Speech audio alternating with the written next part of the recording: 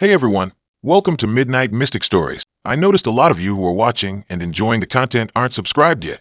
If you love spine-chilling stories, creepy encounters, and unexplained mysteries, make sure to subscribe and turn on the notification bell. It really helps the channel grow and helps us keep bringing more of the content you love. And be sure to comment below where you are tuning in from. Thank you and enjoy the video.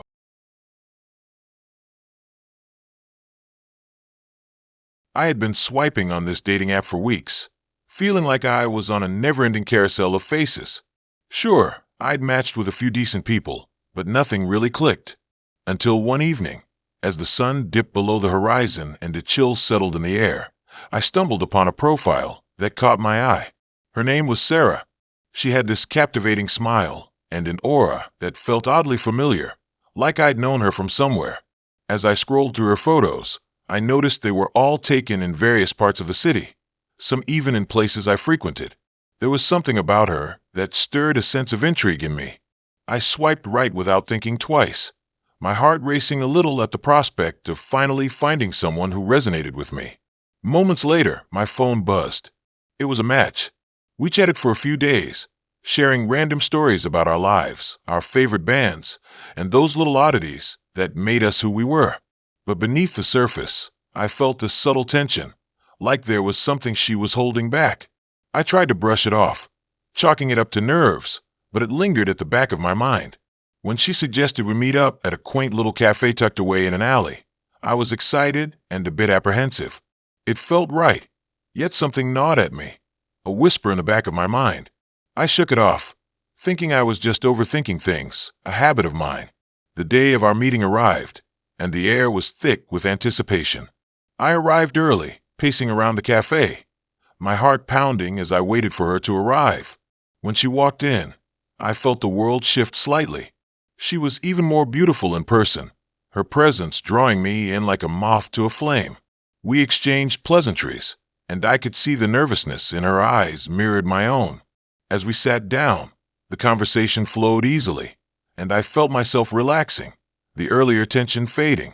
We laughed over coffee and shared stories, but there was a flickering shadow in her gaze, something that hinted at deeper layers beneath her smile. As the evening wore on, she suggested we take a walk through a nearby park. The air was crisp, and the trees loomed overhead, their branches reaching out like skeletal fingers. It felt like stepping into a different world, one that was both enchanting and unsettling. The moon hung low, casting an eerie glow over everything, and I couldn't shake the feeling that we were being watched. I glanced around, trying to shake off the sensation, but it clung to me like a bad smell. We walked in comfortable silence, but as we ventured deeper into the park, the atmosphere shifted. The laughter from the cafe faded into the background, replaced by an unsettling stillness. It was as if the world had been muted, leaving only the sound of our footsteps crunching on the gravel path.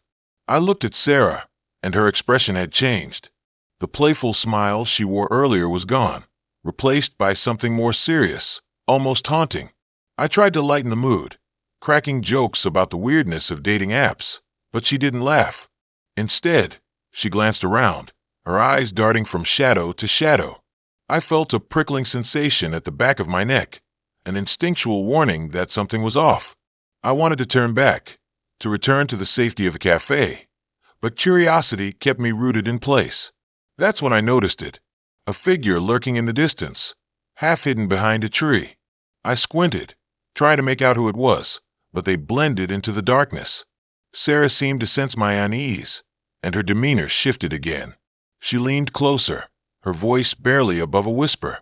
She spoke of her past, of things that had happened to her, stories that seemed too dark for a first date. The more she spoke, the more the shadows around us seemed to close in. The figure moved slightly, and my heart raced. I tried to focus on Sarah, to listen to her story, but the presence behind us was magnetic, pulling my attention like a black hole. Suddenly, the air felt thick, suffocating. I forced myself to look away from the figure and back to her. It was as if she was trying to tell me something important, but the words were slipping away, drowned out by the rising tide of anxiety. She told me about her childhood, about things that had haunted her, and as she spoke, I felt an overwhelming sense of dread. Her stories were laced with fear, and I could see it in her eyes. I wanted to comfort her, but something told me that my instincts were right. The figure was still there, watching us. I could feel their gaze like a heavy weight on my shoulders. Without thinking, I took a step back, trying to create distance. But the moment I did, Sarah's expression shifted again. She looked at me, her eyes darkening. It was a look that sent chills down my spine.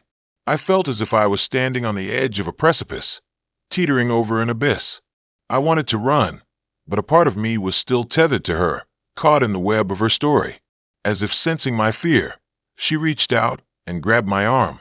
Her grip was surprisingly strong, and for a brief moment, I felt a connection, a bond forged in fear. But then, the figure stepped closer, emerging from the shadows, and my blood ran cold.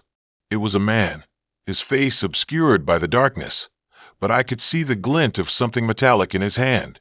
I tore my gaze away from him, looking back at Sarah, but her expression had changed completely. The fear had morphed into something else, something darker.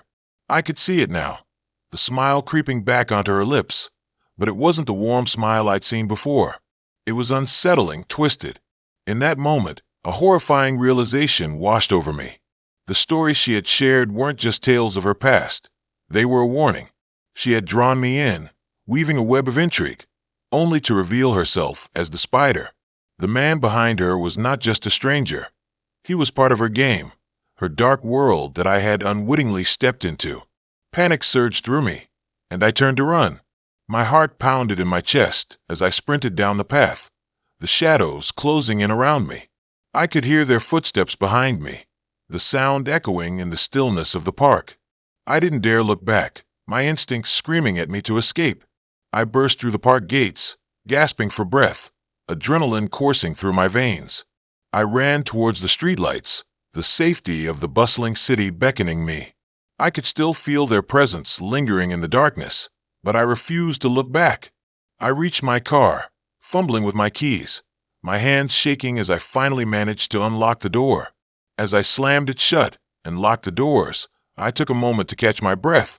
I glanced back at the park, heart racing, half expecting to see them standing there, waiting. But the shadows held no secrets now, only the lingering feeling of dread. I drove away, the city lights blurring into streaks of gold and white, my mind racing with the realization that I had narrowly escaped a nightmare. In the days that followed, I tried to shake off the encounter, convincing myself that it was just a bad date, a figment of an overactive imagination. But the feeling of being watched never left me. I found myself checking over my shoulder, my heart racing at the slightest sound. I deleted the app, swore off dating for a while. But then, weeks later, I received a notification, a message from Sarah. I hesitated before opening it, my stomach twisting with unease. It was simple, just one sentence. You can't escape what you don't understand. A chill ran down my spine, and I realized that the horror wasn't just that night. It was in the very fabric of her being. She was always going to be a part of me, lurking in the shadows, a haunting reminder that some connections are deeper and darker than we can ever comprehend. I had never been one to take risks, especially when it came to dating. I preferred the safety of casual meetups over the adrenaline rush of blind dates. But after a series of mundane encounters, I decided to give Hinge a shot, hoping to find someone intriguing, someone that would make my heart race for the right reasons. I crafted my profile with care, including some quirky interests and a couple of witty anecdotes. I wasn't expecting much, just a few conversations and maybe a fun night out. What I didn't anticipate was Jacob. Jacob's profile stood out like a beacon, with his striking blue eyes and that charming smile. He seemed like the kind of guy you'd see in a movie. His bio hinted at a love for the outdoors and a passion for horror films, which piqued my interest. We matched almost instantly, and our conversation flowed like we'd known each other for years. He was funny, a little dark, and incredibly captivating. By the end of our chat, I was already imagining what our first date might look like. The following weekend, we agreed to meet at a quaint little cafe located on the outskirts of town. I was a bundle of nerves as I approached the place, the dimly lit interior casting an inviting glow against the growing dusk outside. The air was thick with the smell of freshly brewed coffee and baked pastries, but I barely noticed. My mind was too occupied with thoughts of Jacob. When I finally saw him, sitting at a table, my heart did this weird flip. He looked even better in person, dressed casually, but with a style that suggested he cared. We talked for hours, sharing stories and laughter, and as the night wore on, I felt a strange connection with him. It was exhilarating and terrifying all at once. After finishing our coffees, Jacob suggested a walk through the nearby park. The sun had set, and the world was wrapped in the deep blues and blacks of night. The park was eerily quiet, with only the rustle of leaves accompanying our footsteps. As we walked, he began sharing ghost stories, tales of haunted places, and eerie encounters. I found myself leaning in, captivated by his words. The way he described these experiences sent chills down my spine, but I couldn't help but feel drawn to him even more. He paused at a secluded bench, surrounded by towering trees that loomed like silhouettes against the moonlit sky. We sat, and he continued his stories, his voice low and conspiratorial. I was entranced, hanging on to every word, but as the tales grew darker, I started to feel a twinge of unease. There was something unsettling about the way he spoke, as if he had lived these experiences himself. The atmosphere shifted when Jacob leaned closer, his breath warm against my ear as he recounted a particularly gruesome story about a girl who had gone missing in the woods nearby. The hairs on the back of my neck stood up as I realized just how close we were to those very woods. I tried to laugh it off, but my heart was racing for all the wrong reasons.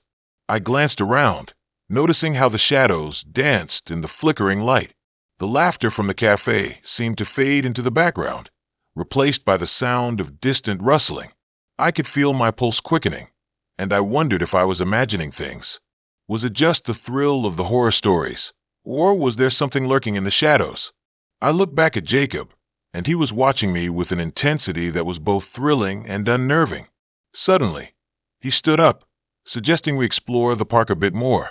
I hesitated but didn't want to seem scared, so I followed him down a narrow path that led deeper into the woods. The trees closed in around us, the darkness thickening as we moved further away from the cafe's comforting light. The laughter and chatter faded completely, leaving an unsettling silence that wrapped around us like a heavy blanket. Jacob continued to share tales, but now they felt different, almost too personal. The way he spoke about the missing girl, the details he shared, made it seem as if he had more than just a passing interest in her story. My instinct screamed at me to turn back, but curiosity and the thrill of the moment kept me moving forward. As we ventured deeper, I started to notice strange symbols carved into the trees, markings that seemed almost ritualistic. My heart raced, and a chill crept up my spine. I mentioned the carvings, trying to keep my voice steady, but Jacob just smiled, a knowing look in his eyes that sent a wave of dread through me. We reached a clearing, and Jacob suggested we sit for a moment. I was on high alert now, my senses heightened. I couldn't shake the feeling that we weren't alone. The air felt thick and electric, and I could hear my heart thumping in my ears. As we sat, I scanned the area, trying to shake off the growing anxiety. Jacob leaned in closer, his voice dropping to a whisper. He began telling me about a secret society that supposedly operated in these woods, one that performed dark rituals to commune with spirits. The way he spoke made it sound like he was part of it, and I felt a wave of nausea wash over me. I stood up abruptly, my instinct screaming at me to leave. I took a step back, but he reached out, his hand brushing against mine. I felt a jolt of electricity, but not the good kind. I pulled away, my heart racing as adrenaline surged through me. I turned to leave, but he moved in front of me, blocking my path. The atmosphere shifted, the playful banter of earlier evaporating into something cold and menacing. I could see his expression change, the charming facade slipping away to reveal something darker. My mind raced, searching for an escape route. Panic set in, and I felt trapped in this clearing, surrounded by shadows that seemed to close in around us. In a moment of desperation, I pushed past him, running down the path we had come from. I could hear him calling after me, his voice echoing in the stillness. My breath was heavy, my legs pumping as I sprinted through the trees, branches scratching at my arms as I fought my way back to where the light had been. Finally, I burst onto the path leading back to the cafe, my heart pounding in my chest. I glanced back, half expecting to see Jacob chasing after me. But there was nothing, only silence and darkness. I didn't stop to catch my breath. I rushed into the warm light of the cafe, feeling the safety of the crowd envelop me. But as I turned to look back at the woods, I saw Jacob standing at the edge, a faint smile on his lips, his eyes glinting in the darkness. He raised a hand in a casual wave, and in that moment, I felt a chill run through me. I thought I was escaping, but the haunting look in his eyes made me realize that I had only just begun to discover the true depth of his darkness. I had just moved to a new city, and honestly, I was feeling a bit lonely. My friends back home were busy with their lives, and I was just trying to find my groove in this unfamiliar place. That's when I stumbled upon this dating app called Hinge. Everyone seemed to be raving about it, so I figured, why not give it a shot? Setting up my profile was a breeze. I picked my favorite photos, crafted some witty prompts, and before I knew it, I was scrolling through potential matches. Most were just typical guys with standard bios. But then I stumbled upon someone named Lucas. His profile was different. He had this intense look in his eyes and an enigmatic prompt that read, "Let's explore the unknown together." It was intriguing, and I felt this odd pull toward him. We matched, and after a few back-and-forth messages, he suggested meeting up. He wanted to take me to an old, abandoned amusement park on the outskirts of the city. At first, I thought he was joking. An amusement park? In this day and age? But there was something about his enthusiasm that made me agree. I figured it would be a great story to tell my friends later, right? The day came, and I was both excited and a little nervous. I drove out to the park, a place that had long been forgotten by the city. The entrance was overgrown with weeds, and the old ticket booth was crumbling. As I parked my car, I felt a chill run down my spine, but I brushed it off. It was just the wind, I told myself. Lucas arrived shortly after, and he seemed even more captivating in person. He wore a vintage band t-shirt and jeans, his long hair slightly tousled by the breeze. We strolled through the park, and he talked about its history, how it had once been a lively place filled with laughter and joy. But now, it seemed lost in time, overtaken by nature. The rusting rides loomed over us like specters of the past, and I couldn't shake the feeling that we were intruding on something sacred. As we wandered deeper into the park, I noticed how quiet it was. The air felt thick with anticipation, like something was about to happen. Lucas led me to the Ferris wheel, its paint peeling and metal groaning under the weight of time. He suggested we climb up, and I hesitated for a moment. I mean, it was high up, and the whole thing looked like it could collapse at any moment. But his eyes sparkled with excitement, and I didn't want to seem scared. We climbed into one of the seats, and as we ascended, I felt a rush of adrenaline. The view was incredible. I could see the city sprawled out in the distance, a stark contrast to the eerie stillness of the amusement park. But just as I was starting to enjoy the moment, the Ferris wheel jolted to a stop at the top. It hung there, suspended in the air, and I felt my heart race.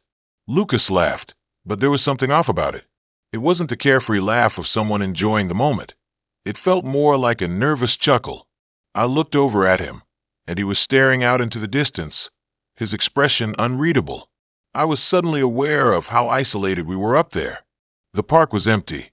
No other visitors, no sounds, just the creaking of the Ferris wheel.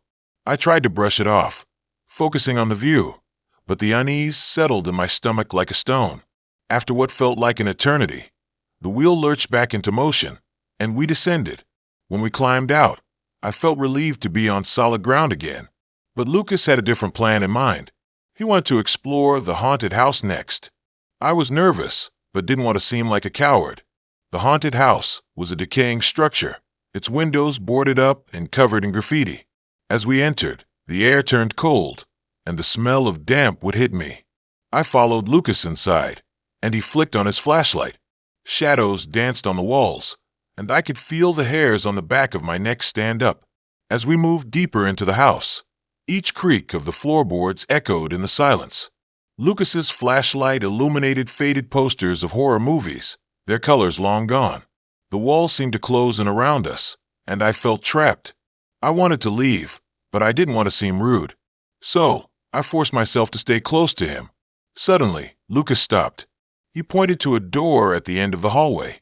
It was slightly ajar, and an unsettling darkness loomed behind it. My gut told me to turn back, but he pushed the door open. The room was pitch black, and I could feel the temperature drop. Lucas stepped inside, and I hesitated. "Come on," he urged, his voice low, almost a whisper. I took a deep breath and followed him in. The door creaked shut behind us, and I felt a wave of panic. I fumbled for my phone, trying to use its light, but the battery was dead. Lucas's flashlight flickered, casting eerie shadows on the walls, and I could see something moving in the darkness. My heart raced as I struggled to make sense of it. I wanted to turn around and run, but Lucas was standing still, transfixed. "Do you see that?" he asked, his voice barely above a murmur. I squinted, trying to make out what he was pointing at. There was a figure slumped against the far wall, its features obscured by the darkness. Panic surged through me, and I grabbed Lucas's arm, urging him to leave, but he didn't budge. Suddenly, the flashlight flickered and went out completely, plunging us into darkness. I felt a rush of cold air whip around us, and I could hear heavy breathing, not from Lucas, but from whatever was lurking in the shadows. I spun around, desperate to find the door, but it felt like the walls were closing in on me. I finally broke free, stumbling backward and crashing into something solid. I turned to see Lucas, but he wasn't the same. His eyes were wide, almost manic, and he was grinning in a way that made my skin crawl. "Isn't this thrilling?" he said, his voice dripping with excitement. It hit me then. This wasn't a date. This was something else entirely. I had walked straight into a trap. I bolted for the door, but he grabbed my wrist, holding me back. "You can't leave yet. Not when we're so close." With adrenaline coursing through me, I yanked my arm free and dashed toward the door. I burst through it and ran into the hallway, my heart pounding in my chest. I could hear him behind me, his footsteps echoing in the silence. I sprinted down the hall, barreling through the front entrance of the haunted house. Fresh air hit me like a wave, and I didn't stop running until I reached my car. I fumbled with my keys, my hands shaking as I unlocked the door. I jumped in, started the engine, and sped away, leaving the amusement park far behind. I could still feel the weight of his gaze on me, a chilling reminder of what I had narrowly escaped. As I drove, I replayed the night in my mind, trying to make sense of it all. How had I not seen the warning signs?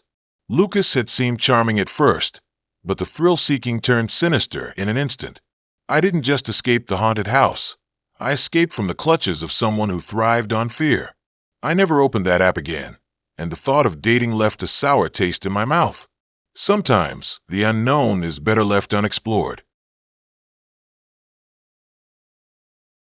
I was scrolling through my phone late one evening, wrapped up in the familiar haze of boredom that came on weekends when everyone I knew seemed to be busy. My thumb paused over the app icon that had been sitting there for weeks, Hinge. I had heard all the stories, the good, the bad, and the downright bizarre. But you know how it is.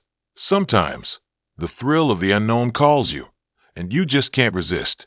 So, I opened it up, and my heart raced a little, a mix of excitement and a hint of apprehension.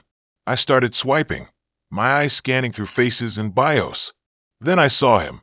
His name was Jake, and his profile picture was a sunset, with him in the foreground, looking out over a cliff. There was something captivating about that image, something that pulled me in. The bio was simple. He loved hiking, photography, and exploring the outdoors. It felt refreshing, different from the usual bar hopping, Netflix binging profiles. I hesitated for a moment, then swiped right. Within minutes, I got a notification match. I felt a flutter of anticipation as I typed out a casual message, something about the sunset in his photo. We chatted a bit, and I was surprised at how easy it was. He seemed genuine, funny even. The conversation flowed, and the more we talked, the more I could picture us hanging out. A few days later, we decided to meet. He suggested a local haunted house that had just opened for the season. I laughed. I wasn't exactly a fan of horror, but it felt like a fun idea. So I agreed. The thought of it sent a thrill through me. Maybe this would be the start of something exciting. The night of our date, I dressed casually, opting for a cozy flannel shirt and jeans. The haunted house was set in an old, decrepit warehouse on the outskirts of town. As I drove there, the trees lining the road seemed to loom larger, their shadows playing tricks under the flickering streetlights. Arriving, I felt a twinge of unease as I stepped out of my car. The warehouse was massive, a dark monolith against the night sky. Jake was waiting near the entrance, his grin wide as he waved me over. He looked even better in person, his eyes twinkling with excitement. We bought our tickets and stepped inside, the air thick with the smell of damp wood and stale popcorn. The dark corridors twisted and turned, the dim lighting flickering ominously. I could hear distant screams, laughter, and the unsettling creaks of the old building. As we wandered through the maze of scares, I realized that Jake was surprisingly fearless. He laughed at the jump scares, gripping my hand tightly as we moved through the darker corners. There was something oddly magnetic about him, and I felt myself relaxing despite the eerie atmosphere. As we reached a particularly creepy room, filled with hanging props, I felt a chill run down my spine. Jake leaned closer, his voice low, almost conspiratorial as he talked about the history of the place. He mentioned how it was rumored to be haunted, how people had experienced strange occurrences there over the years. I chuckled nervously, trying to play along, but the tension in the air was palpable. I could feel the hairs on the back of my neck standing up. The further we went, the more I felt a sense of dread creeping in. There were moments when I thought I saw something out of the corner of my eye, shadows moving where they shouldn't be, whispers that seemed to echo from nowhere. I brushed it off as the effects of the haunted house, but something felt off. After what felt like an eternity, we finally reached the exit, and fresh air flooded my lungs. I was relieved, but Jake seemed more energized than ever, suggesting we take a walk outside to shake off the adrenaline. The moon hung low, casting an eerie glow over the empty parking lot. As we strolled, I tried to shake the uneasy feeling that had settled in my stomach. Jake suddenly stopped and pointed to a nearby forest, a thick line of trees that seemed to swallow the light. He suggested we explore a little, claiming he knew a hidden trail. I hesitated, the darkness of the trees feeling like a living thing, breathing and watching. But the spark in his eyes was infectious, and I found myself nodding, curiosity overpowering my instinct to turn back. We followed the trail, the ground crunching beneath our feet. It was quiet, the only sound our footsteps and the distant rustle of leaves. After a few minutes, the path opened up to a small clearing, bathed in silver moonlight. It was beautiful, but the beauty felt fleeting, like a trap waiting to close in around us. Jake started talking about his childhood, how he used to come to places like this to escape. As he spoke, I noticed the way the shadows seemed to shift around him, as if the darkness were alive, drawing closer. I felt a wave of unease wash over me, and a voice in my head screamed to leave. My instinct screamed that something was wrong. Suddenly, Jake's expression changed. He looked at me, his smile fading, replaced by a strange intensity. I felt a chill creep down my spine. The words he spoke next were different, almost sinister. He talked about how some people never left places like this, how they became part of the forest, trapped in the darkness forever. I couldn't tell if he was joking or if there was something deeper behind his words. I took a step back, my heart racing. The air felt heavy, and I could sense the change in atmosphere. The shadows felt thicker, more oppressive, and I could hear a low whispering sound, like the wind carrying voices from the trees. Panic began to rise in my chest. I needed to get out of there. I turned to leave, but Jake stepped in front of me, blocking my path. His eyes had darkened, and the friendly demeanor was gone, replaced by something unsettling. I felt a rush of adrenaline, a primal urge to run. I pushed past him and sprinted down the trail, the darkness behind me alive with sounds I couldn't comprehend. I didn't stop until I reached the parking lot, gasping for breath. I fumbled for my keys, my hand shaking, and jumped into my car. As I locked the doors, I glanced back at the forest, heart pounding. Jake emerged from the shadows, standing at the edge of the trees, his expression unreadable. I slammed the car into reverse and sped away, not daring to look back. The road felt endless, and I couldn't shake the feeling that I was being watched, that the darkness had followed me. Days passed, and I tried to push the experience out of my mind, chalking it up to an overactive imagination. But I couldn't help but feel a lingering dread. I deleted the app, convinced I'd never think about Jake again. Then, one evening, I received a notification. My heart raced as I opened it, only to see a message from him, sent days after our date. It was a picture, a photo of the forest, but this time it was different. The trees seemed twisted, unnatural, and in the center was a figure, barely visible, looking right at the camera. My blood ran cold as I recognized the face. It was me, standing in the clearing, staring back at him. The message read simply, "See you soon." It was a Friday night, the kind where the air feels heavy with possibilities. I was scrolling through the Hinge app, a little bored but mostly curious, when I stumbled upon a profile that caught my eye. His name was Ethan, and his photos radiated a kind of magnetism that made my heart race. He had this dark, brooding look, with messy hair and piercing green eyes that seemed to look right through you. I was drawn in like a moth to a flame, and before I knew it, I had sent him a message. We hit it off immediately. He was charming, funny, and just the right amount of mysterious. There was something about him that felt almost too good to be true, but I brushed it off. Maybe I was just being paranoid. We chatted for a couple of days, and then he suggested we meet at a small, dimly lit coffee shop on the outskirts of town. It had an old-world charm, with creaky wooden floors and an aroma of freshly brewed coffee that wrapped around you like a warm blanket. I couldn't wait.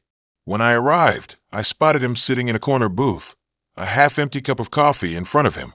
He looked even better in person, and as I approached, I felt a mix of excitement and nerves bubbling inside me.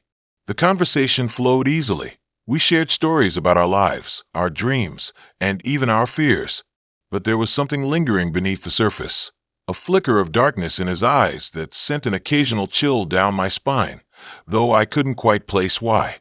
As the night wore on, I started to notice little things that felt off. For one, he kept glancing at the door, as if waiting for someone. He mentioned his job in tech, but whenever I asked for specific details, he would brush it off with a vague smile. Then he told me about a childhood incident that left him scarred, but the way he spoke about it was disturbingly calm, almost too detached. Yet, I found myself leaning in closer, intrigued by the layers of his personality. After a couple of hours, we decided to leave the coffee shop. The streets were quiet, the moon casting an eerie glow through the trees. I felt a strange sense of thrill as we walked side by side, the cool night air mingling with the warmth of our conversation. Ethan offered to walk me home, and I gladly accepted, feeling safe in his presence. But as we turned down a darker alley, I felt a shift in the atmosphere. The shadows seemed to stretch and twist, and an unsettling feeling settled in my gut. He paused suddenly, looking down a side street. I followed his gaze and saw a figure lurking in the distance, shrouded in darkness. My heart raced, and I instinctively took a step back, but Ethan remained calm. He leaned closer, his voice low as he shared a story about the dangers of the night, how people could be hiding in plain sight. I felt a knot tightening in my chest, but I laughed it off, trying to shake the sense of unease. After all, he was just trying to entertain me, right? We resumed walking, but I felt the air grow heavier with each step. Ethan began to share more about his past, how he had moved to this town to escape something. He spoke in riddles, weaving a tale that felt more like a confession than a conversation. The dark figure from earlier faded into the background of my mind as I focused on his words. Yet, with each revelation, I sensed the walls closing in, the alleyway narrowing as if it were trapping us. Then suddenly, he stopped and turned to me, his expression serious. He asked if I believed in fate, in the idea that people were meant to cross paths for a reason. I felt a chill run down my spine, and my instinct screamed that I should turn back. But something in his gaze held me captive. I nodded, though I could barely form words. The intensity in his eyes was both captivating and terrifying.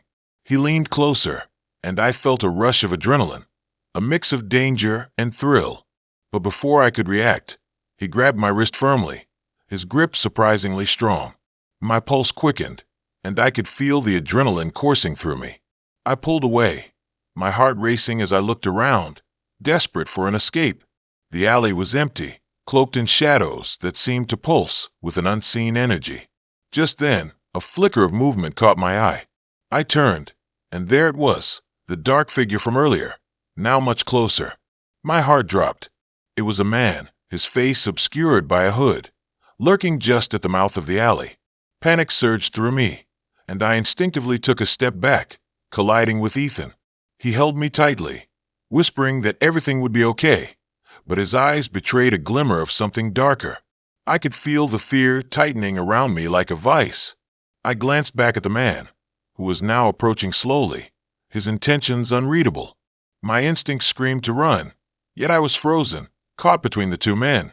Ethan seemed to sense my fear, and in that moment, he released me. I stumbled back, my heart pounding in my ears. "Stay close," he warned, a sharp edge to his voice. I looked at him, confusion swirling in my mind. But before I could process anything, the hooded figure lunged forward. I turned and bolted down the alley, adrenaline propelling me forward as I ran blindly into the night. I could hear footsteps behind me, but I didn't dare look back. I dashed through the streets, my breath ragged and my heart pounding. I didn't stop running until I reached my apartment building. I fumbled with my keys, desperately tried to get inside, my hands shaking. Finally, the door clicked shut behind me, and I leaned against it, gasping for air. I felt safe, but the fear was still palpable in my veins. As I tried to calm down, my mind raced with questions. What had just happened? Had Ethan been in on it? I thought back to his stories, the way he had looked at me, the way he had held me. Had he truly been trying to protect me? Or was he part of something sinister? I felt a chill creep up my spine as I realized I barely knew him at all. Later that night, I lay in bed, staring at the ceiling, replaying every moment in my mind. I closed my eyes, hoping for sleep to claim me, but instead, I felt a sense of dread settle in my stomach. Suddenly, my phone buzzed on the nightstand. I reached for it, my heart racing as I saw Ethan's name flash across the screen. My breath caught in my throat as I hesitated, then opened the message. "Did you get home okay? I'm sorry about what happened. Can we talk?" My heart raced as I stared at the screen, a mix of fear and intrigue washing over me. I knew I should ignore it, but curiosity gnawed at me. What did he want? What was the truth behind those piercing green eyes? As I wrestled with my thoughts, I couldn't shake the feeling that this was far from over. I had stepped into a world I didn't understand, and whatever was lurking in the shadows was only just beginning to reveal itself. I stared at the screen, the glow illuminating my face in the dim light of my tiny apartment. My heart raced as I scrolled through profiles, each one sparking that mix of hope and anxiety that comes with online dating. It was a Friday night, and I had nothing better to do than swipe through a sea of strangers, searching for someone who might understand my quirks, my love for old horror movies, and my obsession with collecting vintage vinyl records. As I flipped from one profile to another, I stumbled upon a picture of a guy named Mark. He had this intense gaze, the kind that felt like it was peering straight through the screen into my soul. I hesitated for a moment, but something about him was magnetic. I swiped right, feeling a surge of adrenaline. Within minutes, I got a notification. A match. My heart fluttered. We exchanged messages, and as the conversation flowed, I found myself opening up about my interests and my life. He seemed to get me in a way that felt rare. Mark was charming and had a dark sense of humor that I found intriguing. We talked late into the night, and it was refreshing to connect with someone who shared my passion for the macabre. By the end of our chat, he suggested we meet up for a drink at a bar downtown. I felt a mix of excitement and apprehension, but I agreed. The following evening, I arrived at the bar, my nerves simmering just below the surface. The place was dimly lit, with flickering candles on the tables and a jukebox playing haunting tunes. I scanned the room, spotting Mark sitting in a corner booth. He looked exactly like his pictures, with tousled hair and a slight smirk that made my stomach flutter. As I approached, he stood up and greeted me with a confident grin. The conversation flowed easily between us, and I lost track of time as we shared stories and laughed over our drinks. But something about the way he looked at me felt unsettling. It was as if he was studying me, dissecting my every word. I brushed it off as nerves, convincing myself it was just first-aid jitters. As the night wore on, I realized that the bar was slowly emptying out. I didn't want the night to end, but I also felt a creeping sense of unease. Mark suggested we go back to his place to continue the night. My instinct screamed at me to say no, but the allure of his charm and the thrill of the unknown pushed me to agree. We walked through the quiet, dimly lit streets, the air cool against my skin. His apartment was a short walk away, and as we entered, I was hit with the scent of something strange, a mix of old wood and a hint of something metallic. The atmosphere shifted as we settled onto his worn-out couch. The walls were adorned with bizarre art, twisted sculptures and eerie paintings that made me feel like I had stepped into a different world. I tried to focus on the conversation, but my mind kept wandering to the strange feeling in my gut. Mark seemed to pick up on my unease, his gaze sharpening as he leaned closer. We talked about our favorite horror movies, and I mentioned my love for psychological thrillers. Mark's eyes sparkled with interest, and he launched into a detailed analysis of one of my favorites. But the way he spoke was intense, almost too intense, and I found myself glancing around the room, looking for an escape route. The shadows danced on the walls, and the flickering light cast a surreal glow over his features. As the night progressed, I noticed something peculiar. Every time I made a joke or tried to lighten the mood, Mark would respond with an unsettling seriousness. It was as if he couldn't take a joke, or maybe he just didn't want to. I tried to shake off the feeling that something was off, but it clung to me like a heavy cloak. At one point, he excused himself to the kitchen, and I took the opportunity to glance around his living space. The shelves were filled with books on psychology and criminology, and there were odd trinkets scattered about, dolls with cracked porcelain faces, a deer skull mounted on the wall. My heart raced as I picked up a small wooden box, its surface engraved with strange symbols. When I opened it, I found it filled with photographs, pictures of women, all of whom looked eerily similar. My skin crawled as I flipped through them, each one capturing a moment of joy that felt out of place in this unsettling environment. I quickly closed the box, my breath quickening. I had to get out of there. Just as I turned to leave the room, Mark reappeared, a glass of something dark in his hand. "Want to try this?" he asked, his voice low and inviting. I hesitated but forced a smile. "Maybe later." He frowned, and for a moment, I thought I saw a flicker of something dark behind his eyes. A wave of panic washed over me, and I made an excuse about needing to check my phone. I could feel the tension in the air thickening, and I knew I had to act fast. I turned towards the door, my heart pounding. Before I could make a move, Mark stepped closer, his demeanor shifting from charming to something more predatory. "You're not going anywhere," he said, his voice dripping with an unsettling calmness. The weight of dread settled heavily in my stomach as I backed away, instinct kicking in. I rushed towards the door, adrenaline surging through my veins. Just as I reached for the handle, I heard him laugh, a low, chilling sound that echoed in the small space. "Did you really think I'd let you leave?" With a burst of energy, I flung the door open and bolted out into the night, the cool air hitting me like a slap. I didn't stop running until I reached the safety of a well-lit street, my heart racing and my mind spinning. Once I was sure I had put enough distance between us, I leaned against a lamppost, gasping for breath. The reality of what had just happened began to settle in, and the adrenaline that had fueled my escape faded into a cold sweat. Just as I reached for my phone to call for a ride, a notification pinged. I opened the app, and my eyes widened in disbelief. Mark's message was waiting for me, the words chillingly calm. "You shouldn't have left so soon. I was just getting started." A cold wave of fear washed over me, realization dawning on me in a horrifying rush. I wasn't just a random date to him. I was part of a game, a twisted puzzle in his mind. I felt like I was being watched, the shadows around me shifting and closing in. I turned quickly, scanning my surroundings, but there was no sign of him. The night felt alive, electric with danger, and I realized that my small escape was just the beginning of something far more sinister. As I hurried down the street, I couldn't shake the feeling that I was no longer just running away from him. I was running into an unknown darkness that awaited me at every turn. I had always been hesitant about online dating, but after my last breakup, I figured why not? A friend convinced me to try this new app called Hinge, claiming it was a game changer. I set up my profile on a rainy Saturday afternoon, feeling a mix of excitement and anxiety. The app had a quirky vibe, using prompts that allowed you to showcase your personality. I spent hours crafting the perfect bio, picking photos that highlighted my sense of humor and love for adventure.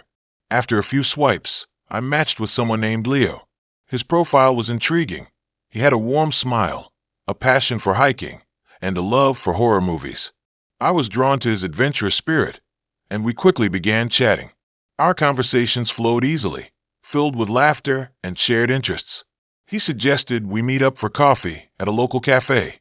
I was nervous but eager. This could be the start of something great.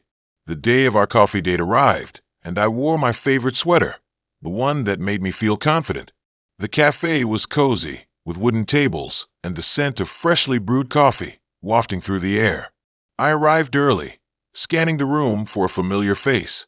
I spotted him sitting in the corner, looking just like his pictures, but with an intensity in his eyes that I hadn't noticed before. As I approached, he smiled warmly, and I felt a flutter of hope. We talked for hours, sharing stories about our lives, our fears, and our dreams. There was something magnetic about him, a charm that made me forget my reservations.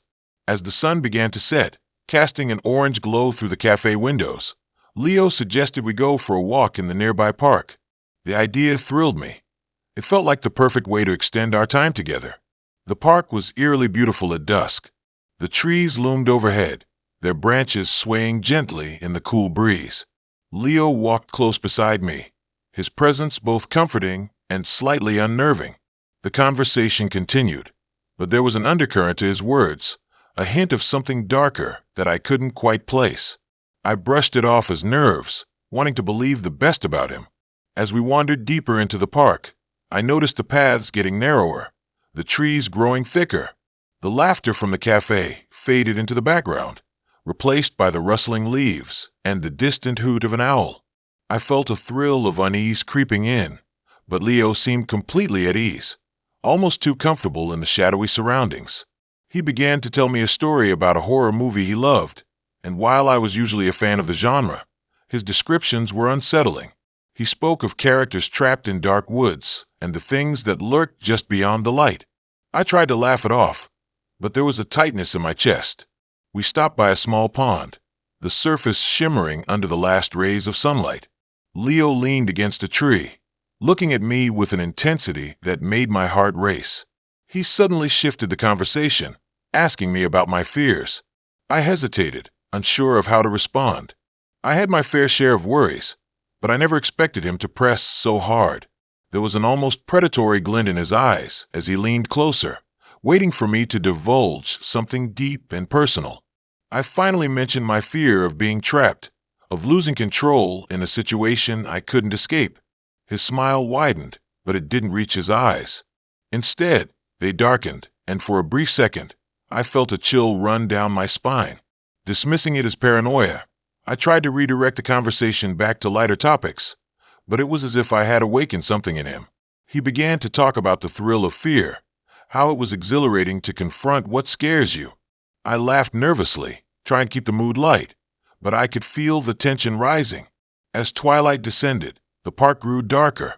I suggested we head back, feeling an instinctual urge to escape the growing unease.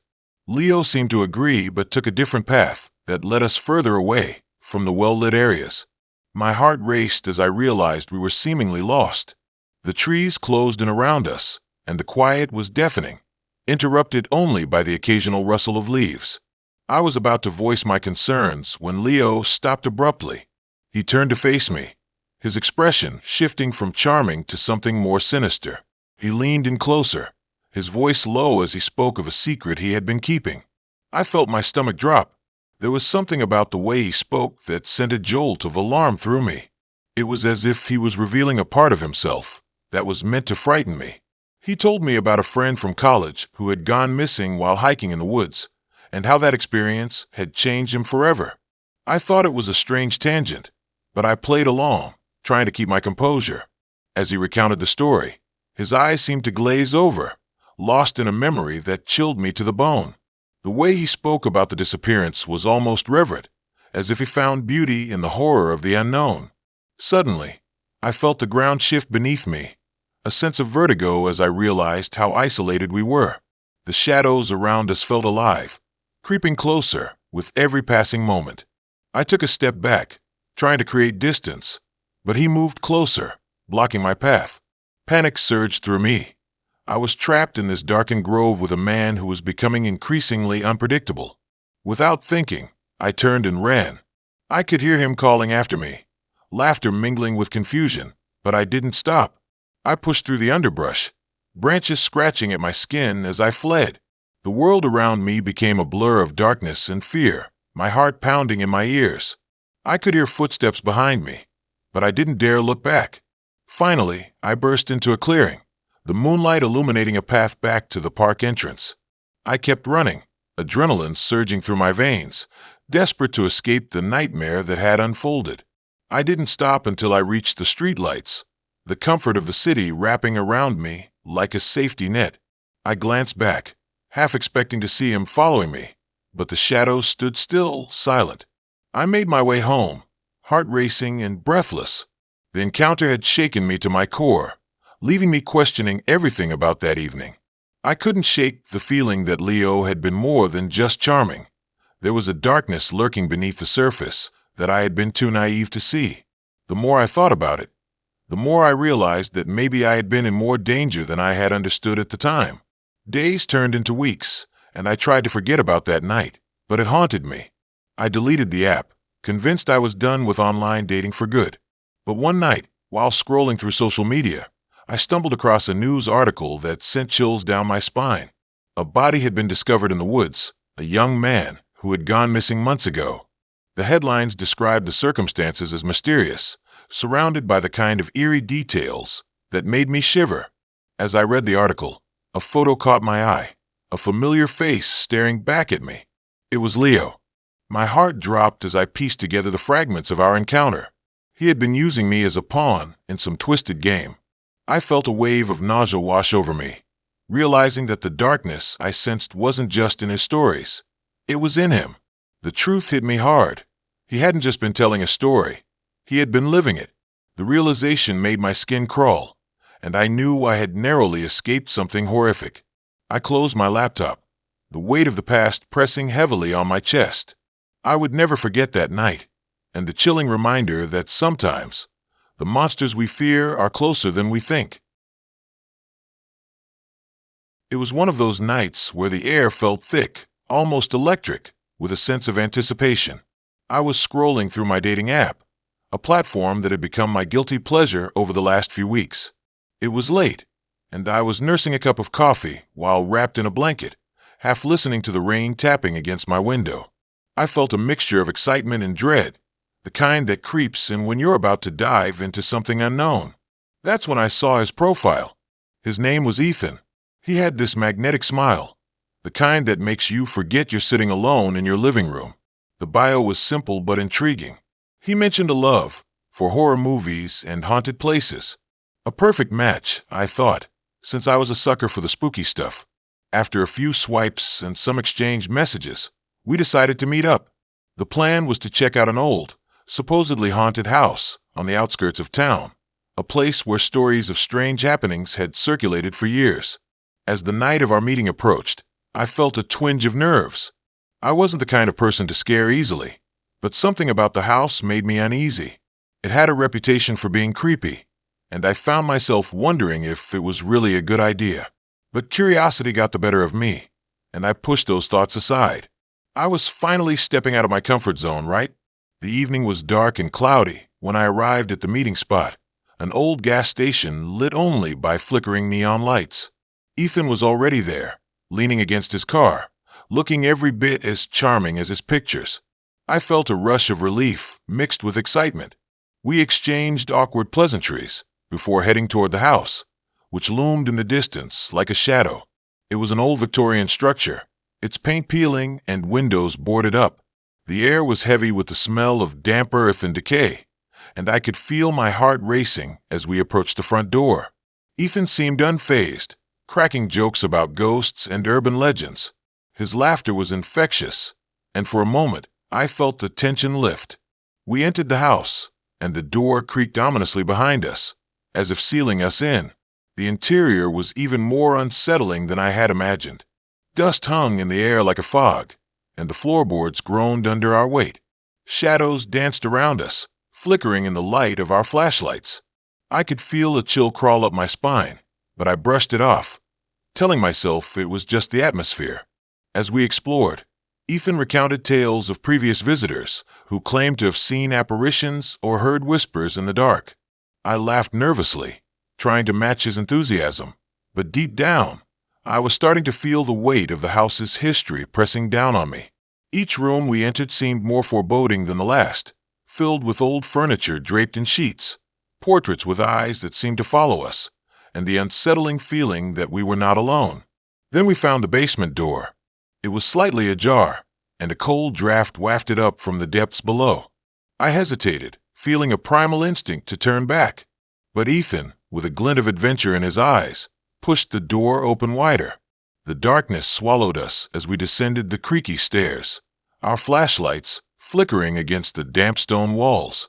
The basement was unlike anything I had ever seen. It was a large, cavernous space filled with old, rusted tools and strange symbols drawn on the walls. There was an eerie silence, broken only by the sound of dripping water.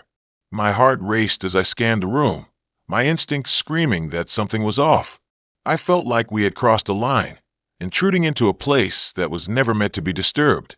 Ethan, however, was in his element, taking pictures and joking about how this place could be the set for a horror movie.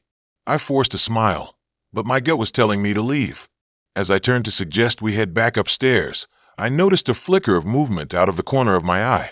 I turned sharply, but there was nothing there, just shadows stretching across the walls. Suddenly, Ethan let out a soft chuckle, pointing toward a wall covered in what looked like old newspaper clippings. They told stories of the house's dark past, missing persons, strange rituals, and an unsolved murder that had taken place decades ago. My stomach churned as I absorbed the information, realizing the gravity of where we were. I suggested we leave, my voice trembling slightly, but Ethan was fixated on the clippings, his eyes wide with fascination. I felt a flicker of irritation mixed with fear. Here we were, in a place that felt alive with history, and he was treating it like a game. The air grew heavier, and I could sense something shifting between us, an undercurrent of tension that I couldn't quite place. Then, without warning, the basement door slammed shut, trapping us in darkness. My heart raced, and panic surged through me. I fumbled for my phone, but Ethan's voice cut through my fear. He sounded different, almost excited. I turned to him, and the look on his face sent a chill down my spine. "Did you feel that?" he asked, his eyes glinting in the dim light. I nodded, struggling to mask my growing fear. I could feel my chest tightening as I backed toward the wall, desperate to find a way out. Ethan, however, stepped closer to the door, pounding on it and shouting for help, but the sound echoed back, swallowed by the oppressive silence. In that moment, everything shifted. I realized he was no longer the charming guy I had met online. There was something unsettling in his demeanor, something that hinted at a deeper darkness. I could feel the walls closing in, the weight of the house pressing down on us. It felt like we were part of a twisted game, and I was just beginning to comprehend the stakes. As I backed away, I stumbled upon an old mirror, its surface tarnished and cracked.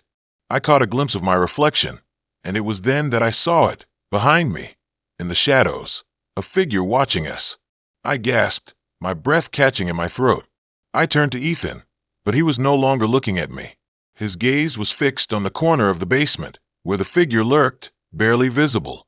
I felt a surge of adrenaline as I turned and ran toward the door, pounding on it with all my strength. It felt like an eternity before it finally creaked open, and I burst out into the hallway, gasping for air. Ethan was right behind me, but something in his eyes had changed. As we reached the front door, I felt a surge of dread wash over me. I turned back to look at him, and in that moment, I realized the twist of it all. He wasn't just fascinated by the house. He was drawn to it. There was a hunger in his expression, a sinister thrill that sent a jolt of fear through me. The smile that had once been charming now felt predatory. I bolted out of the house, the cold night air hitting me like a splash of water. I ran until I reached my car, fumbling with the keys as I glanced back. Ethan stood at the doorway, the darkness swallowing him up as he watched me with an unsettling calmness. As I drove away, the gravity of the evening settled in. The horror of that night wasn't just the house or the stories it held. It was the realization that I had unwittingly stepped into a nightmare, and the man I thought I knew was not who he seemed. The rain began to pour, washing away the remnants of that chilling encounter, but the fear lingered, a stark reminder that sometimes the scariest monsters were the faces of those we trust. I swiped right on her profile picture not because she had the best smile or the most perfect hair, but because there was something about her eyes. They had this haunting depth, almost as if they were calling out to me, begging for attention. I thought I'd finally found someone who could break the monotony of my dull life. My friends had been pushing me to try dating apps, saying it was the way of the future, but honestly, I was skeptical. I mean, who really meets their soulmate online? But I was feeling adventurous that night, maybe a little desperate, and the glow of my phone screen seemed more inviting than the empty void of my living room. Her name was Clara, and her profile was filled with quirky interests, horror movies, ghost stories, late-night drives. We matched, and I felt that familiar rush of excitement. We started chatting, and what started as small talk soon spiraled into deep conversations about the afterlife, urban legends, and our mutual love for all things eerie. Clara had a way of weaving tales that sent chills down my spine, yet I found myself captivated, longing for more. We decided to meet at an old diner on the outskirts of town. The place had a vintage vibe, with neon lights flickering and an almost eerie silence as the clock ticked away in the background. It was the kind of spot you'd expect to see in a horror film, the kind that made you question your sanity for stepping inside. But Clara was already seated when I arrived, her dark hair cascading over her shoulders, and the way she looked up at me made the hairs on my arms stand on end. We talked for hours, losing track of time as the diner emptied, leaving just the two of us, surrounded by the echo of our laughter. As we shared stories, Clara's smile turned a bit more sinister, her eyes gleaming as she recounted a particularly disturbing ghost story of her own.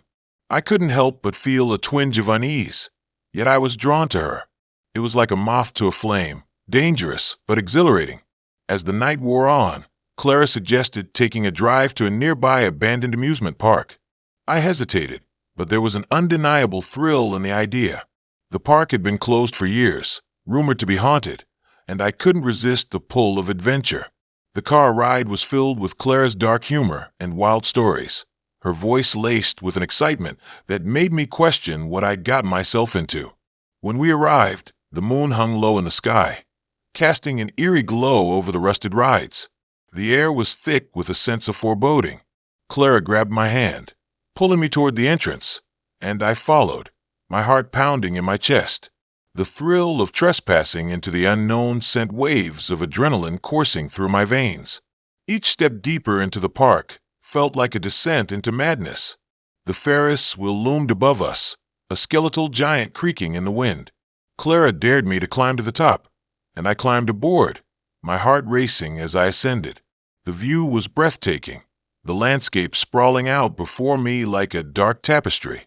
But as I looked down, I couldn't shake a sense of being watched. I glanced around, and for a moment, I thought I saw a shadow dart between the rides. I brushed it off as paranoia, but my unease lingered. Clara's laughter echoed beneath me, and I could see her standing near the carousel, her silhouette framed against the flickering lights. I climbed down, feeling a growing sense of dread as I approached her. There was a strange glimmer in her eyes, something darker than before, and I couldn't shake the feeling that I was in over my head. As we wandered deeper into the park, Clara began to tell me more about her family, her voice becoming almost hypnotic. She spoke of her grandmother, an eccentric woman who believed in spirits and curses. The stories took on a life of their own, twisting and turning like the rides around us.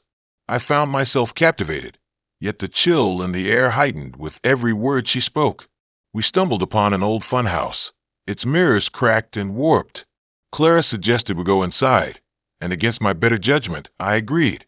The moment we stepped through the door, I felt the temperature drop, the air thick with an unexplainable tension. The mirrors distorted our reflections, warping our faces into grotesque caricatures. It was unsettling, and I couldn't shake off the feeling that something was off. Clara moved through the maze with an eerie grace, her laughter echoing off the walls. I watched her, entranced yet terrified. Suddenly, she stopped and turned to face me, her expression shifting. It was as if the playful girl I had met at the diner had vanished, replaced by someone darker. She leaned closer, her voice a whisper that sent chills down my spine, speaking of things that shouldn't be spoken of spirits trapped in the funhouse, of a curse that ran in her family. My pulse quickened, and I felt the weight of the dark atmosphere pressing down on me. I needed to leave, but as I turned to escape, I noticed the reflections in the mirrors weren't quite right. I could see shadows moving behind me, dark figures that weren't there when I looked back. Panic surged through me, and I stumbled backward, colliding with Clara.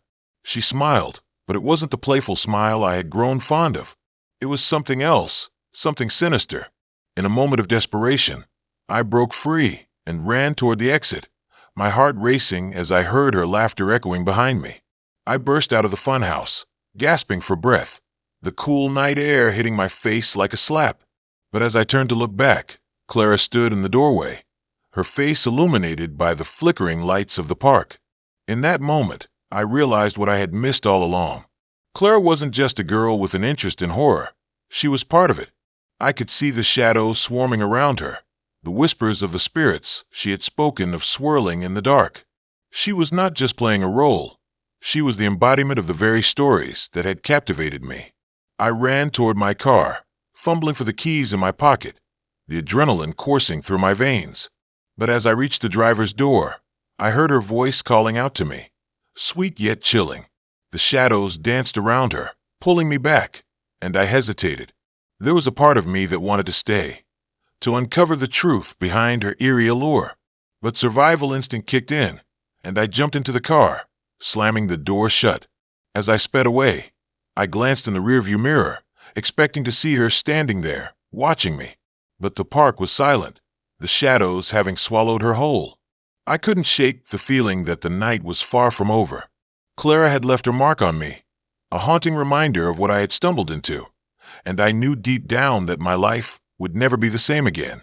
The darkness had seeped in, and I could feel it creeping into my thoughts as I drove away, the echoes of her laughter lingering in my mind. And in that moment I understood. I had opened a door that could never be closed. Hinge, in particular, had been my guilty pleasure for a few weeks. It was a strange pastime, swiping left and right, reading bios that ranged from the mundane to the bizarre. I was on the hunt for something. What? I wasn't entirely sure. Maybe connection. Maybe just a distraction from my usual routine. The glow of the screen illuminated my dimly lit room, casting shadows that danced on the walls like restless spirits, and I found myself lost in the profiles. Then there it was, a profile that caught my eye. Her name was Elise. Her pictures were captivating. She had this enigmatic smile that felt inviting yet mysterious. Each photo seemed to tell a different story. One showed her hiking in a misty forest, another at a vibrant art gallery, and a third with a playful smirk over a coffee cup. Something about her drew me in, and before I knew it, I had swiped right. The match was instantaneous, and a message popped up on my screen. Let's meet for coffee? I know a great little place. The moment I read her words, my heart raced with excitement and a hint of anxiety. I wasn't a big fan of meeting strangers, especially not in a coffee shop, but there was something undeniably compelling about Elise.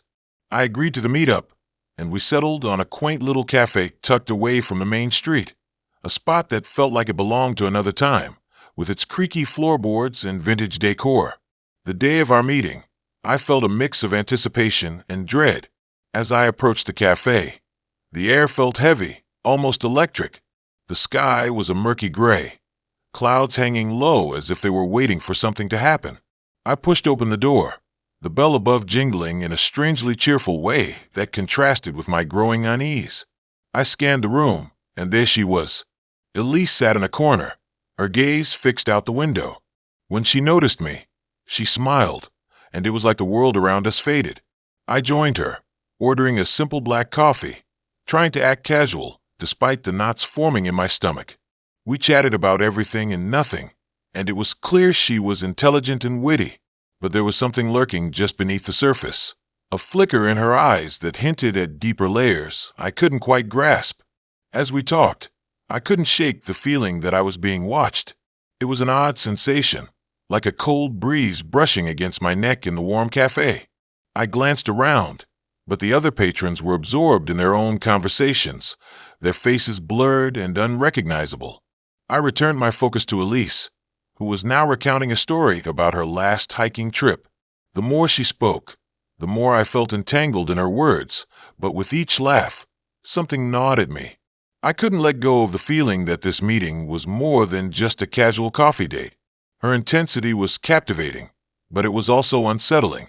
It felt like a game, and I was the unwitting player. As the hours slipped by, the cafe began to empty out. The light outside dimmed, and shadows stretched across the wooden floor. It was just us now, and Elise seemed to thrive in the solitude.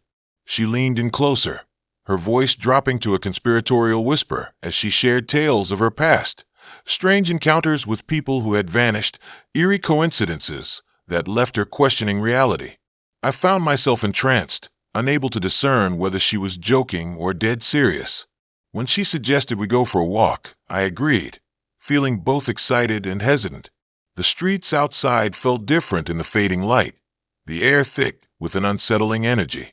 We wandered through the quiet neighborhood, the only sounds being the crunch of leaves underfoot and the distant hum of the city. Elise led the way with purpose, her steps deliberate as if she knew where we were headed. We arrived at a park, the trees looming overhead like ancient guardians. The moon peeked through the branches, casting ghostly shadows. As we walked deeper into the park, the atmosphere shifted. It was as if the world outside had disappeared, leaving us in a cocoon of silence. My heart raced.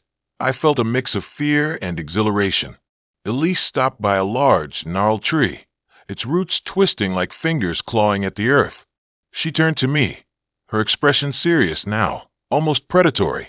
The way she looked at me sent chills down my spine, and I was suddenly acutely aware of how alone we were. I needed to break the tension. I made a joke, but it felt hollow in the air, swallowed by the darkness around us. Then, she leaned in even closer, her breath warm against my skin, and whispered something that made my blood run cold. It was a story about her last date, how it had ended in chaos, a man who had followed her home, a confrontation that had escalated. I couldn't tell if she was trying to frighten me or if she was genuinely recounting a traumatic experience. I tried to rationalize it, but my mind was racing. Had I stepped into a horror movie? Was she toying with me? Every instinct told me to turn and run, but I was rooted to the spot, caught in her captivating web.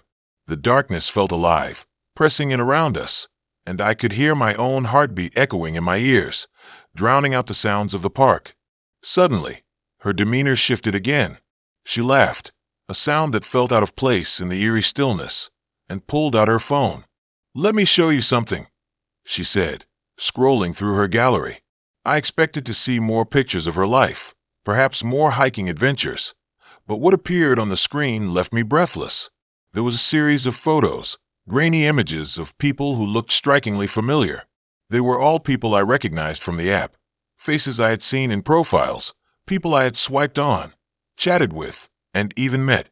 Elise smiled, a knowing glint in her eye. "They all disappeared after meeting me, you know," she said, her words hanging in the air like a heavy fog.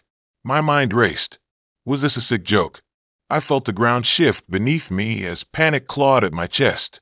I stumbled back, eyes darting around, searching for any sign of help, but the park was desolate, and the trees loomed like silent witnesses.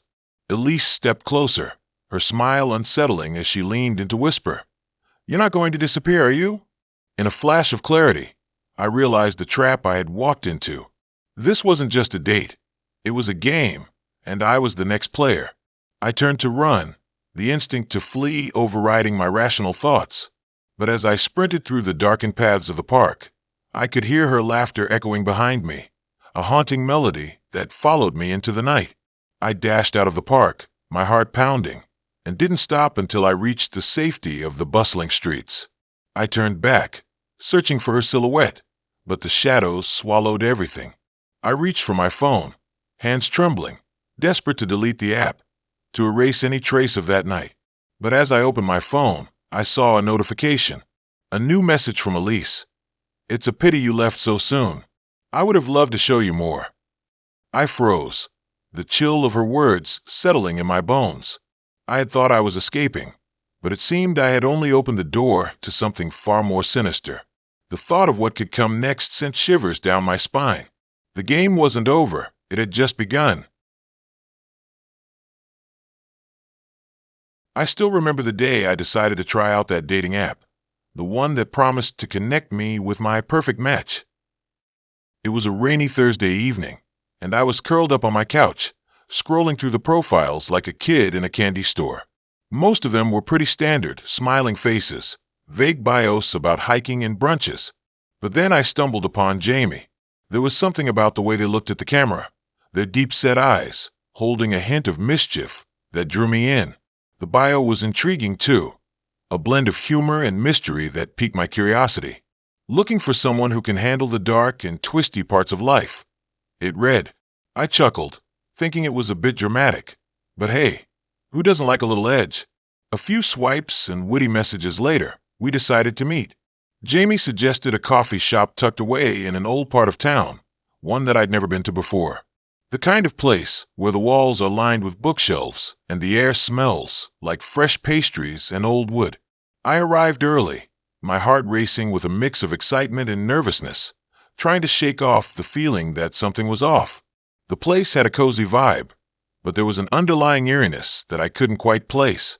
The dim lights cast long shadows, giving the ancient furniture a ghostly appearance. When Jamie walked in, I felt a rush of relief.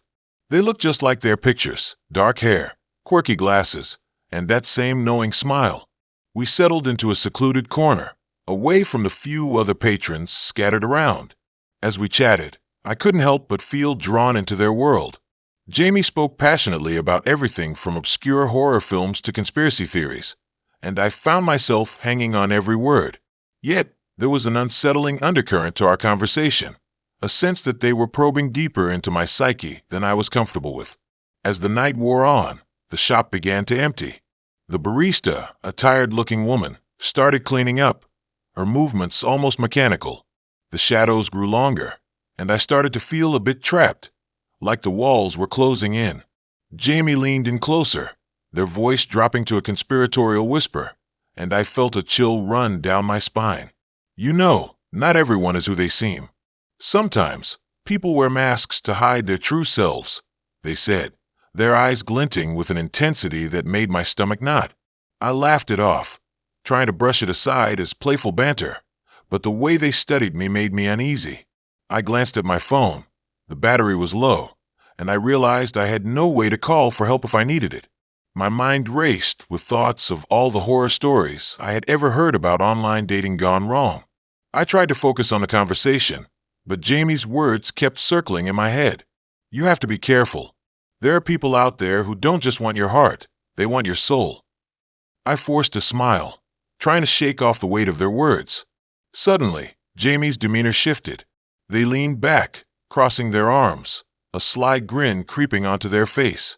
What if I told you I knew someone who could take us on a little adventure tonight?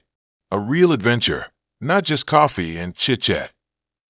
My heart raced again, half in excitement, half in fear. I had no idea what they had in mind, but the thrill of the unknown tugged at my curiosity. Against my better judgment, I nodded. We left the coffee shop and walked down the street, the rain having turned into a light drizzle that made the pavement glisten.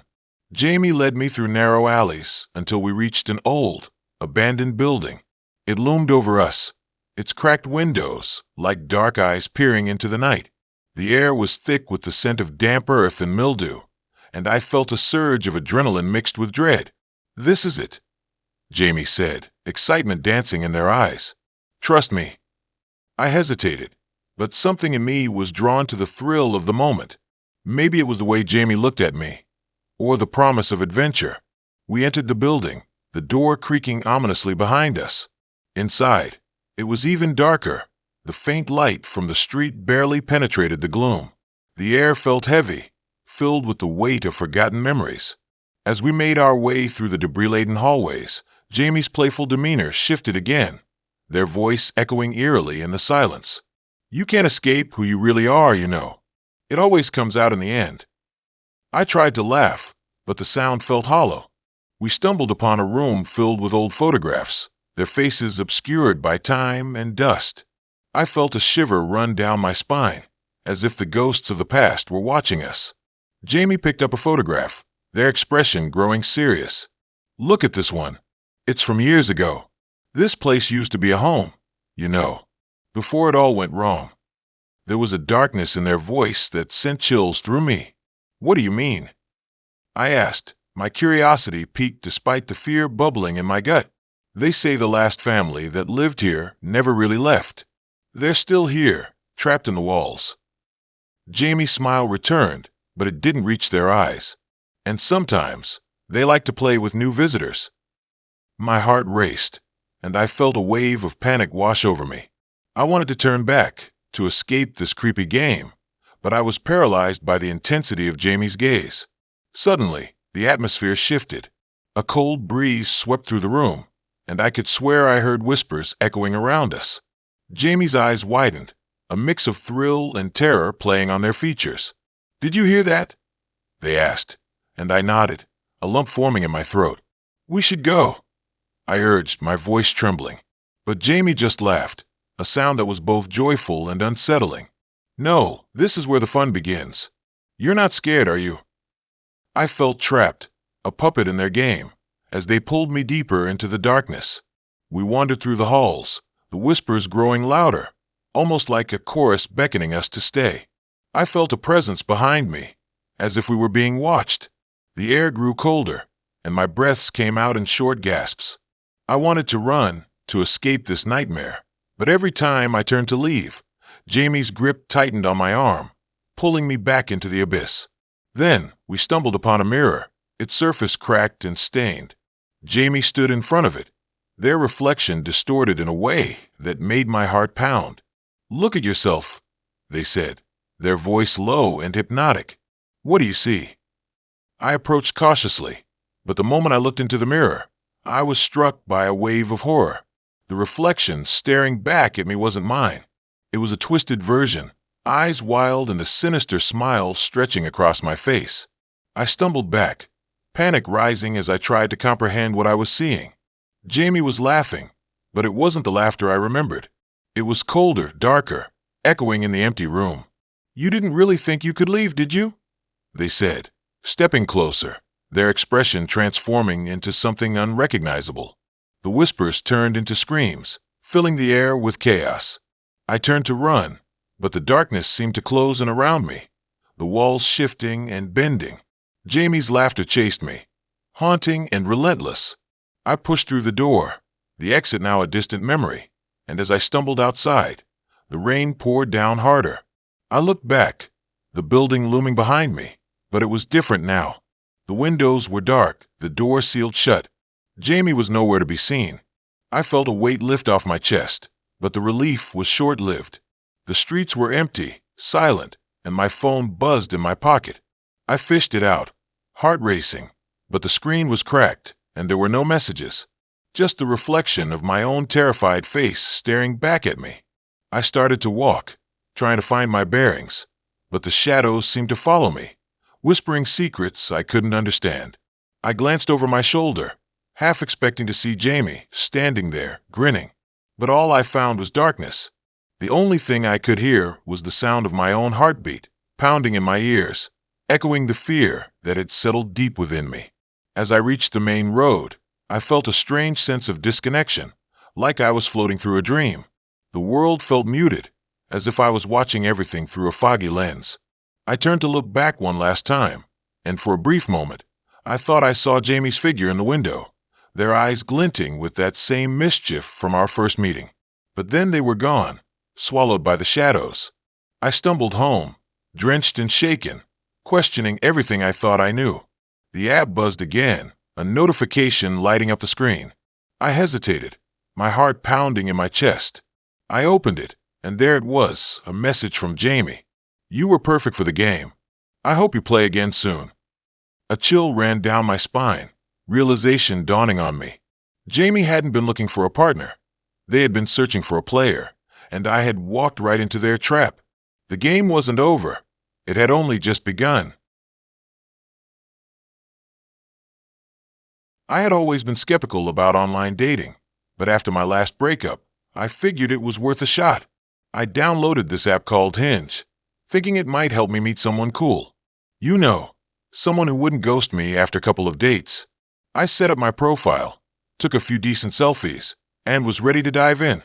The first few matches were pretty standard, small talk, some laughs, but nothing that made my heart race. That was until I matched with a guy named Jake. Jake had this mysterious vibe that pulled me in.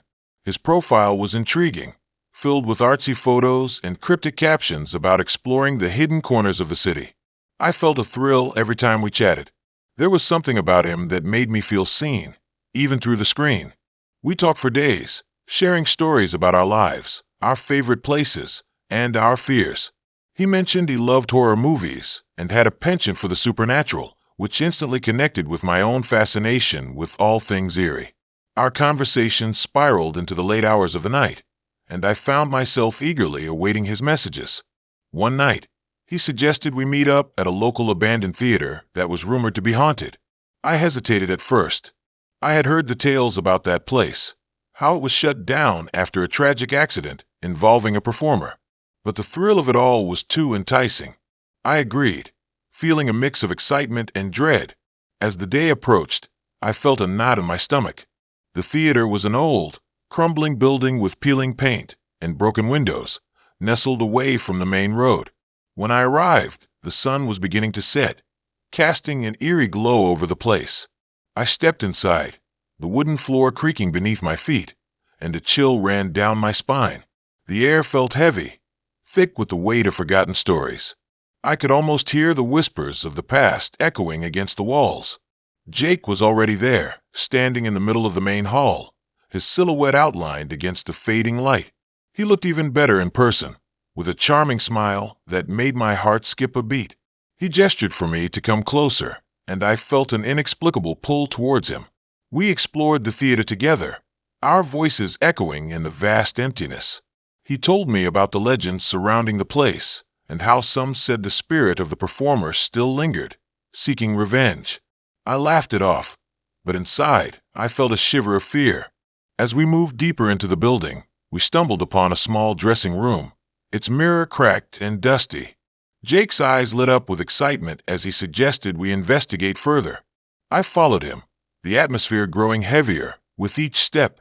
The dim lighting cast shadows that seemed to dance along the walls, and I couldn't shake off the feeling that we weren't alone. It was as if the theater itself was watching us, holding its breath, waiting for something to happen. In that cramped space, Jake leaned closer, his voice dropping to a whisper. He shared a story about a couple who had once visited the theater and vanished without a trace. The tale sent chills coursing through me, and I couldn't help but glance over my shoulder, half expecting to see someone lurking in the darkness. But Jake was focused, his gaze intense, and I found myself drawn back to him. There was a strange magnetism in the air, and I felt alive with adrenaline. After exploring for what felt like hours, we decided to take a break. We sat on an old bench, surrounded by the remnants of a long-forgotten stage. Jake pulled out his phone, suggesting we capture the moment with a selfie. I agreed, but as I posed with him, I felt a sudden urge to look behind us again. The atmosphere had shifted, and I could swear I heard something. A faint whisper, barely audible, but undeniably there. I shrugged it off, attributing it to my overactive imagination. As we continued taking pictures, I noticed something odd on Jake's phone. In the background of one of our selfies, There was a shadowy figure standing in the doorway behind us. My heart raced as I pointed it out to Jake. He laughed it off, calling it a trick of the light, but I felt a sense of dread creeping in, the kind that makes you want to run but also keeps you rooted to the spot. The night dragged on, and the atmosphere grew more oppressive, as if the theater itself was trying to keep us inside. Jake suggested we explore the basement, where the rumors were even darker. I hesitated. My instincts screamed that we should leave, but the excitement of the unknown kept me glued to the spot. We made our way down the narrow staircase, the air growing colder with each step. The basement was a labyrinth of old props and forgotten costumes, and I felt a growing unease. The darkness seemed to close in around us, and every creak of the floorboards echoed like a heartbeat. As we wandered deeper, I noticed Jake becoming quieter, more pensive. His demeanor shifted, and I felt a chill run through me. It was as if he was no longer the charming guy I had been talking to. The air was thick with tension, and I couldn't shake the feeling that something was off. The basement felt like a trap, and I was acutely aware of how isolated we were down there. Suddenly, Jake stopped and turned to me, his eyes dark and intense. He spoke about the stories of those who had disappeared in the theater, how they had been lured by the spirit of the performer, drawn into the depths where they could never escape. I felt my heart race, a primal instinct urging me to flee. I took a step back, my senses heightened, but he reached for my arm, holding me in place. His grip was firm, and I felt a flash of panic. The basement door slammed shut behind us, plunging us into darkness. I gasped, and Jake's expression morphed into something unsettling. It was as if he was no longer the person I had been talking to. I felt trapped, both physically and psychologically. My mind raced, desperately trying to find a way out. I pulled away, trying to push past him, but he didn't let go. The shadows around us seemed to pulse with energy, crackling with an unseen force. Just when I thought I couldn't take it anymore, I heard a loud crash from the other side of the door. It rattled against the frame, and I turned to see the door being flung open. A figure stepped into the light, and my heart dropped. It was a woman, her eyes wide with terror and desperation. She looked familiar, like someone I had seen in old photographs of the theater. She reached out, her voice barely a whisper as she begged us to run. In that moment, everything clicked. Jake wasn't just a charming guy from a dating app. He was part of the darkness that haunted this place. The woman was a ghost, trapped in the cycle of fear and despair. I felt a surge of adrenaline as I bolted past Jake and the ghost, racing towards the exit. The shadows clawed at my heels, but I didn't look back. I burst through the door and into the night, gasping for breath. I never looked at Hinge the same way again. What started as a thrilling adventure turned into a nightmare that refused to let go. The memory of that night haunted me, a chilling reminder of the darkness lurking beneath the surface of seemingly innocent encounters.